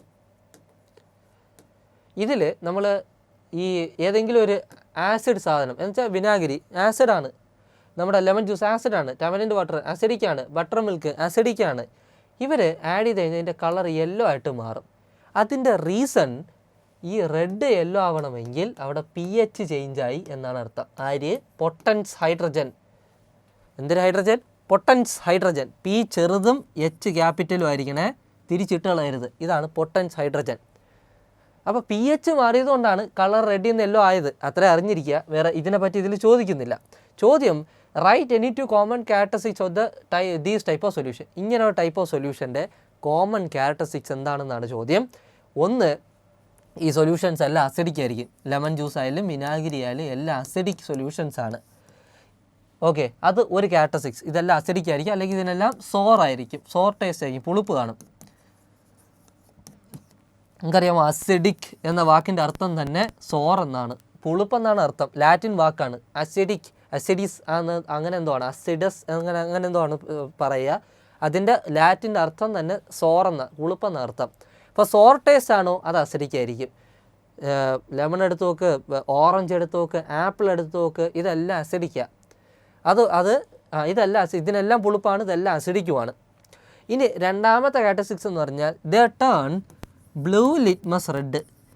ബ്ലൂ ആയിട്ടുള്ള ലിറ്റ്മസ് പേപ്പറില്ലേ, അതിനെന്താക്കി മാറ്റും? റെഡ് ലിറ്റ്മസ് ആക്കി മാറ്റും. ഇതാണ് അസിഡിക് സൊല്യൂഷൻ്റെ മറ്റൊരു പ്രത്യേകത. ഇപ്പോൾ ബ്ലൂ ലിറ്റ്മസിനെ റെഡ് ലിറ്റ്മസ് ആക്കാൻ കഴിവുള്ളത് ഒരേ ഉള്ളൂ, അത് അസിഡിക്കിനാണ്. ഇനി നമ്മൾ റെഡ് ലിറ്റ്മസ് തന്നെ അസിഡിക്ക് മുക്കി കഴിഞ്ഞാൽ കളറിൽ ഒരു വ്യത്യാസവും വരില്ല, പേപ്പർ റെഡായിട്ട് തന്നെ ഇരിക്കും. റെഡ് ലിറ്റ്മസ് എടുത്ത് നമ്മൾ അസിഡിക് സൊല്യൂഷനിൽ മുക്കിക്കഴിഞ്ഞാലും പേപ്പറിൽ കളർ വ്യത്യാസം വരാറില്ല. ഓക്കെ, അപ്പോൾ ഈ സൊല്യൂഷൻ്റെ രണ്ട് ക്യാരക്ടറിസ്റ്റിക്സ് ഒന്നെന്ന് പറയുന്നത് ഒന്ന് സോർ ടേസ്റ്റ് ആണ്, അല്ലെങ്കിൽ അസിഡിക് ആണ്. രണ്ട്, ബ്ലൂ ലിറ്റ്മസിനെ റെഡ് ലിറ്റ്മസ് ആക്കാൻ പറ്റുന്ന അസിഡിക് സൊല്യൂഷൻസിന് മാത്രമാണ്. ഇതിൻ്റെ ബി പാർട്ട് നോക്ക്. Complete the table of food item that we eat and the major acids present in them. ഇപ്പം നമ്മൾ കഴിക്കുന്ന കുറച്ച് ഫുഡ് ഐറ്റംസും അതിൽ പ്രസൻറ്റ് ചെയ്യുന്ന ആസിഡും, അതാണ് ചോദ്യം. ഇത് ഫുഡ് ഐറ്റംസിൻ്റെ കോളം, ഇത് ആസിഡിൻ്റെ മേജർ ആസിഡ്സിൻ്റെ കോളം. ഓക്കെ, ഫുഡ് ഐറ്റം അറിഞ്ഞൂടെ. ഇവിടെ ടാർട്ടാറിക് ആസിഡ്, ഞാൻ നേരത്തെ പറഞ്ഞ ടാർട്ടാറിക് ആസിഡ് എന്ന് പറയുന്നത് ടാമരൻറ്റിലുള്ളതാണ്. ഏത് ടാമരൻറ്റ്? നമ്മളെ പുളിയിലാണ് ആരുള്ളത്? ടാർട്ടാറിക് ആസിഡ് ഉള്ളത്. അപ്പോൾ ടാർട്ടാറിക് ആസിഡ് ഉള്ളത് പുളിയിലാണ്. ടൊമാറ്റോയിലുള്ളത് നമ്മുടെ തക്കാളിക്കും പുളിപ്പല്ലേ, തക്കാളിയിലുള്ളത് ഓക്സാലിക് ആസിഡാണ്. Oxalic acid. അപ്പോൾ തക്കാളിയിലുള്ള ഏത് ആസിഡ്? ഓക്സാലിക് ആസിഡ് എന്ന് പറയും കേട്ടോ, ഓക്സാലിക് ആസിഡ്. ഇനി ആപ്പിളിലുള്ളത് ആസ്കോർബിക് ആസിഡ് അല്ല, മാലിക് ആസിഡാണ്. ഇവിടെ ക്വസ്റ്റ്യൻ തെറ്റാണെന്നാണ് തോന്നുന്നത്. ആസ്കോർബിക് അല്ല, മാലിക് എന്നാണ് എൻ്റെ ഒരു വിശ്വാസം. അതെ, ആപ്പിളിലുള്ളത് മാലിക്കാണ്. ശരി, ഓക്കെ, ഇത് ഓൾറെഡി തന്നിട്ടുണ്ട് ആസ്കോർബിക് ആണെന്നുള്ളത്. നമുക്ക് ക്വസ്റ്റ്യനിൽ തെറ്റാണ്, നമുക്കൊന്നും ചെയ്യാൻ പറ്റില്ല. ഇപ്പോൾ ടാർട്ടാറിക് ആസിഡുള്ള ടമരൻറ്റിലാണ്, ടൊമാറ്റോയിലുള്ള ഓക്സാലിക് ആസിഡ്. ഇത് മാത്രം മനസ്സിലാക്കിയിരിക്കുക. ഇങ്ങനെ പുളിപ്പ് ടേസ്റ്റുള്ള എല്ലാ ഫുഡ് ഐറ്റംസിലും നമുക്ക് ആസിഡിൻ്റെ പ്രസൻസ് കിട്ടും. ഓക്കെ ആണോ? അടുത്തതിലോട്ട് പോവാം. When a strong acid spills your body burns. Okay, നമ്മൾ സ്ട്രോങ് ആസിഡ് നമ്മുടെ ശരീരത്തിൽ വീണാൽ പൊള്ളും, ഒരു സംശയം വേണ്ട. Write any 4 precaution to be taken to avoid accident while handling chemicals. ഇപ്പോൾ കെമിക്കൽ ഉപയോഗിക്കുമ്പോൾ നമ്മൾ എന്തെല്ലാം പ്രിക്കോഷൻ എടുത്തിരിക്കണം? നമ്മൾ ആദ്യം കെമിസ്ട്രി ലാബിലൊക്കെ പോകുമ്പോൾ ഭയങ്കരമായിട്ട് ത്വര മൂത്ത് പല സാധനങ്ങളൊക്കെ എടുത്തൊക്കെ നോക്കും. അപ്പോൾ ടീച്ചർ പറയും എടുത്താൽ കൈയടിച്ച് ഒടിക്കുമെന്ന് പറയും. എന്താണെന്ന് ചോദിച്ചു കഴിഞ്ഞാൽ ആസിഡൊക്കെയാണ് നമ്മൾ വെപ്രാളത്തിൽ എടുക്കുന്നതെങ്കിൽ ശരീരത്തിൽ വീണാൽ ഒന്ന് ചെറുതായിട്ട് പൊള്ളും, ചിലപ്പോൾ ദ്വാരമൊക്കെ വിടാറുണ്ട്. സൾഫ്യൂരിക് ആസിഡൊക്കെ ആണെങ്കിൽ ചിലപ്പോൾ ദ്വാരമൊക്കെ വിടും. അപ്പോൾ ഈ ഡെഡ് പൂൾ സിനിമയിൽ കണ്ടപോലെ നമ്മൾ കയ്യിൽ തുള വന്നു കഴിഞ്ഞാൽ ഇപ്പുറത്തൂടെ നോക്കി അപ്പുറത്ത് കാണാൻ പറ്റും. അതൊക്കെയാണ് ആസിഡിൻ്റെ ചില പ്രത്യേകത. അപ്പോൾ അത്രയും സ്ട്രോങ്ങർ ആയിട്ടുള്ള സൾഫ്യൂരിക് ആസിഡൊക്കെ എടുത്ത് കളിക്കുകയാണെങ്കിൽ കൈ പൊള്ളും, തുള വീഴും, ഉറപ്പ്. ഇനി അതുകൊണ്ട് നമ്മൾ ടീച്ചർമാർ ലാബിലോട്ട് പോകുമ്പം ഒരു സാധനം തൊടരുത് എന്ന് പറയും. കാരണം കയ്യിൽ വീണ് കഴിഞ്ഞാൽ പണിയാണ്, അല്ലെങ്കിൽ ദേഹത്ത് എവിടെ വീണാലും പണിയാണ്. എടുത്ത് മണപ്പിച്ചാൽ പണിയാണ്, കണ്ണിൽ വല്ലതും വീണാൽ പണിയാണ്. അപ്പോൾ ഇതെല്ലാം ടേസ്റ്റ് നോക്കിയാൽ പ്രശ്നമാണ്. ഇതെല്ലാം പ്രശ്നമായതുകൊണ്ടാണ്, കുരുത്തക്കേട് ഉള്ളതുകൊണ്ടാണ് പറയണത് തൊടരുത് എന്ന്. കെമിക്കൽ ലാബിൽ പോയി കഴിഞ്ഞാൽ ഒരു സാധനത്തിനും തൊടല്, ടീച്ചർ പറയും അതനുസരിച്ച് തൊടുക. ഓക്കെ, അപ്പോൾ എന്തൊക്കെ പ്രിക്കോഷൻ എടുക്കണം? ഞാൻ ഇപ്പം തന്നെ ഒരുപാട് പ്രിക്കോഷൻ പറഞ്ഞു കഴിഞ്ഞ്. ഒന്നാമത്തെ കാര്യം, അനാവശ്യമായിട്ട് ഒരു കാര്യത്തിലും തൊടരുത്. അതൊന്ന് അല്ല, നമുക്ക് എങ്ങനെ പറയാം, ആസിഡ്സ് കൈകൊണ്ട് എടുക്കരുത്. ഓക്കെ, ആസിഡ്സ് അഥവാ ബേൺ ഉണ്ടായിക്കഴിഞ്ഞാൽ നമ്മൾ ഒരുപാട് തണുത്ത വെള്ളത്തിൽ ഒരുപാട് സമയം കഴുകേണ്ടിയൊക്കെ വരും. അതൊക്കെ ഒരുപാട് പ്രശ്നങ്ങളാണ്. ഒരു കാര്യങ്ങൾ അനാവശ്യമായിട്ട് തൊടരുത്. ഒന്ന് ഹാൻഡിൽ വിത്ത് കെയർ. ഇല്ലേ ഇതിൽ ഫസ്റ്റ് പോയിൻ്റ്, സ്മെല്ല് നോക്കരുത്, ടേസ്റ്റ് നോക്കരുത്. ഓക്കെ, സ്മെല്ല് ചെയ്യരുത്, ടേസ്റ്റ് ചെയ്ത് നോക്കരുത്, നക്കി ആ പരിപാടിയൊന്നും നടക്കരുത്. മൂന്നാമത്, നമ്മൾ ഈ ആസിഡൊക്കെ ഡ്രോപ്പറിൽ വേണം എടുക്കാൻ. ഡ്രോപ്പർ. ഓക്കെ, ഡ്രോപ്പേഴ്സിൽ വേണം ആസിഡൊക്കെ എടുക്കാൻ, അല്ലാതെ വേറെ ഒരു കാര്യത്തിലും എടുക്കരുത്. ടെസ്റ്റ് ട്യൂബൊക്കെ നമ്മൾ ഒരു കെമിക്കൽ വല്ല റിയാക്ഷൻ നടത്താൻ ടെസ്റ്റ് ട്യൂബൊക്കെ എടുക്കുമ്പോൾ ടെസ്റ്റ് ട്യൂബ് ഹോൾഡർ യൂസ് ചെയ്ത് വേണം. ടെസ്റ്റ് ട്യൂബ് ഹോൾഡർ ഇതൊക്കെ യൂസ് ചെയ്ത് വേണം. ആദ്യത്തെ പ്രിക്കോഷൻ തന്നെ അനാവശ്യമായിട്ട് ഒരു സാധനം എടുക്കരുതെന്നാണ്. പിന്നെ നമുക്കങ്ങനെ എഴുതാൻ പറ്റാത്തതുകൊണ്ട് പറയുക, അവോയ്ഡ് സ്മെല്ലിങ്. മണപ്പിച്ച് നോക്കരുത്, നോക്കി ടേസ്റ്റ് ഒന്നും കണ്ടുപിടിച്ച് കളയണ്ട. ഇപ്പം ഡ്രോപ്പേഴ്സ് യൂസ് ചെയ്ത് ആസിഡ് എടുക്കുക, പിന്നെ ടെസ്റ്റ് ട്യൂബ് ഹോൾഡർ ഉപയോഗിച്ച് ടെസ്റ്റ് ട്യൂബ് എടുക്കാവൂ. ഇതൊക്കെയാണ് 4 പ്രിക്കോഷൻസ് ആയിട്ട് നമുക്ക് എഴുതാൻ പറ്റുക. ഇപ്പോൾ കെമിക്കൽസ് യൂസ് ചെയ്യുമ്പോൾ വളരെ ശ്രദ്ധിച്ചില്ല എങ്കിൽ ഷേപ്പ് മാറും, തുള വീഴും, എന്തെല്ലാം നല്ല നല്ല കാര്യങ്ങൾ നടക്കുമെന്ന് അറിയാം. നിങ്ങൾ ഡെഡ് പൂൾ സിനിമ കണ്ടിട്ടുണ്ടെങ്കിൽ അതിലൊരു ബുള്ളറ്റ് കയറുമ്പോൾ നമ്മൾ നായകൻ കൈക്കകത്തും മറ്റേ വിരലൊക്കെ ഇട്ട് നോക്കും അവിടെ തുള വീണിട്ടുണ്ടെന്ന്, അതുപോലെയൊക്കെ ആയിപ്പോവും. അതുകൊണ്ട് കെമിക്കൽ യൂസ് ചെയ്യുമ്പോൾ വളരെ സൂക്ഷിച്ച് ഉപയോഗിക്കുക. അപ്പോൾ ഇന്ന് ഇത്രയും ക്വസ്റ്റ്യൻസേ ഉള്ളൂ. നമുക്കിനി അടുത്ത ക്ലാസ്സിൽ കുറച്ചുകൂടെ നല്ല നല്ല ക്വസ്റ്റ്യൻസ് നോക്കാം. ഇന്ന് പഠിപ്പിച്ച ക്വസ്റ്റ്യൻസ് ഇന്ന് തന്നെ എഴുതി നോക്കുക, ടെക്സ്റ്റ് വായിക്കുക. ഇപ്പോൾ ഏതൊക്കെ ചാപ്റ്റർ എടുത്തിട്ടുണ്ട്, ഏതൊക്കെ ചാപ്റ്ററിലെ ക്വസ്റ്റ്യൻസ് നമ്മൾ ഡിസ്കസ് ചെയ്തിട്ടുണ്ട്, അതെല്ലാം ഒന്ന് ഡിസ്കസ് ചെയ്യുക, അതൊക്കെ ഒന്ന് വായിച്ച് നോക്കുക. പരീക്ഷയ്ക്ക് നന്നായിട്ട് പ്രിപ്പയർ ചെയ്യുക. അപ്പോൾ all the best. Thank you.